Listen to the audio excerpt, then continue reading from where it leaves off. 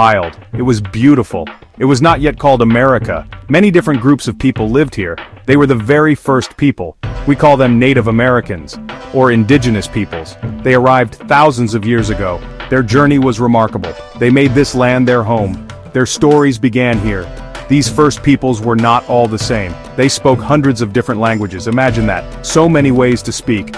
Their cultures were rich and varied. Some built great cities, others lived in smaller villages.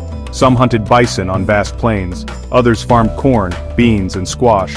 Their lives were shaped by the lands they knew.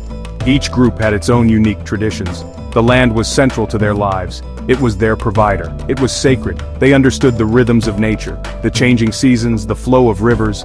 Many groups farmed the fertile earth. They grew crops that fed their families. Others were skilled hunters and fishers. They had ways to govern themselves. Chiefs and councils made decisions. They lived in balance with their world. Great societies rose and fell, like the Mississippian people. They built huge earthen mounds. Cahokia was one of their biggest cities. It was a bustling center of life. In the southwest, the ancestral Puebloans built amazing cliff dwellings. Mesa Verde shows their skill. These were advanced, clever people. Their legacy is part of America's soul. Then, the world started to change. Across the wide Atlantic Ocean, European nations grew curious. They wanted new routes for trade. Spices and silks from Asia were prized. They also wanted to spread their religion and build bigger empires. Kings and queens sent ships exploring. These voyages were dangerous and bold. A new chapter was about to begin. Christopher Columbus sailed in 1492. He was looking for a way to Asia. He landed in the Americas instead. He was not the first European to arrive. Vikings had come much earlier, but Columbus's voyage started big changes. Spanish explorers called conquistadors followed. They sought gold and glory. Their arrival was hard for native peoples. New diseases and conflicts arose. Other European countries joined in. France sent explorers and traders. They were interested in furs. They built forts and trading posts, mainly in Canada and the Mississippi Valley. The Dutch also came. They established New Amsterdam. This later became New York City. They were focused on commerce. Europeans brought new ways, new goods. The English were a bit later, but they came to stay. Their first permanent settlement was Jamestown, founded in Virginia in 1607. Life was very hard for early settlers. They faced hunger and disease. Then came the Pilgrims, seeking religious freedom. They landed at Plymouth in 1620. These small colonies were just the start. More English settlers would soon follow. The English colonies grew and grew. 13 colonies stretched along the coast, from New Hampshire in the north to Georgia in the south. Each colony had its own character. New England colonies focused on trade and fishing. Middle colonies had diverse farms and people. Southern colonies relied on large plantations, growing crops like tobacco and cotton. These differences would later matter a lot. Life in the colonies was busy. People worked hard to build new lives. Farmers cleared land and planted crops. Artisans made goods by hand. Merchants traded up and down the coast. Colonial towns grew into cities, like Boston, Philadelphia, and Charleston. Colonists began to govern themselves. They had elected assemblies. They valued their freedom and rights. Britain and France were rivals. They fought wars for power and land. One big war was the French and Indian War. It was fought in North America. Many Native American tribes got involved. Britain and its colonies won the war. France lost its lands in America, but wars are expensive. Britain was left with a big debt. This led to new problems. King George III and the British Parliament decided the colonies should help pay. They started to pass new taxes. Taxes on sugar, paper, and tea. The colonists were very unhappy. They said it was unfair. No taxation without representation. They cried. They had no voice in the British Parliament. Anger and frustration started to build. The seeds of revolution were sown. The anger in the colonies boiled over. Small protests grew into big ones. In Boston, British soldiers fired on a crowd. This was the Boston Massacre. It shocked many colonists. Later, colonists disguised as Native Americans dumped tea into Boston Harbor. This was the Boston Tea Party. It was a bold act of defiance. Britain responded with harsh laws. Colonial leaders decided to meet. They formed the First Continental Congress. They discussed what to do. They sent a message to the king. But tensions kept rising. In April 1775, fighting broke out at Lexington and Concord in Massachusetts. British soldiers clashed with colonial militias. These were the first shots. The American Revolutionary War had begun. Many colonists still hoped for peace, but others wanted independence. A man named Thomas Paine wrote a pamphlet, It was called Common Sense. It argued powerfully for freedom. In the summer of 1776, the Second Continental Congress met. They made a momentous decision.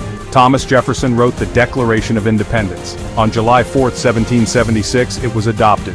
The Declaration announced to the world that the colonies were now free and independent states. It said that all men are created equal, that they have rights to life, liberty, and the pursuit of happiness. These were powerful, inspiring words, but the war was far from over. Winning freedom would take a long fight. George Washington led the Continental Army. After years of struggle, America won. Winning the war was a great triumph, but now came a new challenge: how to build a new nation. The first government was set up under the Articles of Confederation, but it was too weak. The states had too much power. The central government could not do much. The young country faced many problems. Leaders knew something had to change. So in 1787, leaders met again, this time in Philadelphia. It was the Constitutional Convention. Their job was to fix the government. Instead, they created a whole new one. They wrote the United States Constitution. It was a brilliant plan for government. It created a federal system. Power was divided between states and a national government. There were many debates and compromises. The Constitution set up three branches. The legislative branch, or Congress, makes laws. The executive branch, or President, carries out laws. The judicial branch, or Supreme Court, interprets laws. This separation of powers was important. It prevented any one part from becoming too strong. Many people wanted their rights protected. So, the Bill of Rights was added. These are the first 10 amendments. They guarantee freedoms like speech and religion. George Washington became the first president. The new government began its work. The country started to grow. People moved westward, across the Appalachian Mountains, seeking new land and opportunities. In 1803, President Thomas Jefferson made the Louisiana Purchase. This doubled the size of the country. A short war of 1812 with Britain confirmed America's independence. As America grew, so did its problems. The biggest problem was slavery. In the southern states, the economy depended on enslaved people. They worked on large plantations, growing cotton and other crops. In the northern states, slavery was mostly outlawed. Many Northerners thought slavery was wrong. This difference created deep divisions. People tried to find compromises to keep the North and South together. But honestly, the issue of slavery was just too big. The abolitionist movement grew stronger. People spoke out against slavery and demanded it end. New states were added to the country, and each time there were fights over whether they would allow slavery. The nation was pulling apart. In 1860, Abraham Lincoln was elected president. He opposed the spread of slavery. Southern states feared he would end it, so they decided to leave the Union. They formed their own country, the Confederate States of America. Lincoln said they could not leave. In April 1861, the Civil War began. It was a terrible, bloody war. Brother fought against brother. The war lasted for 4 long years. Millions of soldiers fought bravely. Great battles took place, and Gettysburg was a major turning point. President Lincoln issued the Emancipation Proclamation, which declared slaves in Confederate states to be free. Finally, in 1865, the North, also called the Union, won. The country was reunited, but the cost was immense. The era of Reconstruction began to rebuild the South and protect rights. It was a difficult and important time. After the Civil War, America changed fast. This was the age of industry. New inventions transformed life. The telephone, the light bulb. Factories sprang up in cities, producing all sorts of goods. Steel mills burned bright, and machines did work once done by hand. America was becoming an industrial giant, and this brought new wealth and new problems. Railroads were like iron ribbons, stretching across the vast continent, connecting east and west. Goods and people could travel faster. Cities grew bigger and bigger. People moved from farms to cities for jobs. New industries like oil and electricity boomed. Business leaders like Carnegie and Rockefeller built huge companies. The nation's economy was booming. Millions of new people came to America. They were immigrants from all over the world, from Europe, Asia, and other places. They sought freedom and opportunity, a better life for their families. They worked in factories and mines, and they helped build the railroads. They brought their cultures and traditions, making America even more diverse. The Statue of Liberty welcomed them. America also began to look outward. It was becoming a world power. The nation's economy was strong, and its influence started to grow. In 1898, America fought a war with Spain, the Spanish-American War. America won quickly and gained new territories. Puerto Rico, Guam, and the Philippines. The United States was now a global player. The 20th century was dawning. The early 20th century brought big events. In 1914, World War I began in Europe. It was a terrible, destructive war. America tried to stay out at first, but in 1917, it joined the Allies. American soldiers helped win the war. The war changed the world, and it changed America too. Women took on new roles, and the nation felt its growing strength. The 1920s were called the Roaring Twenties. It was a time of excitement and change.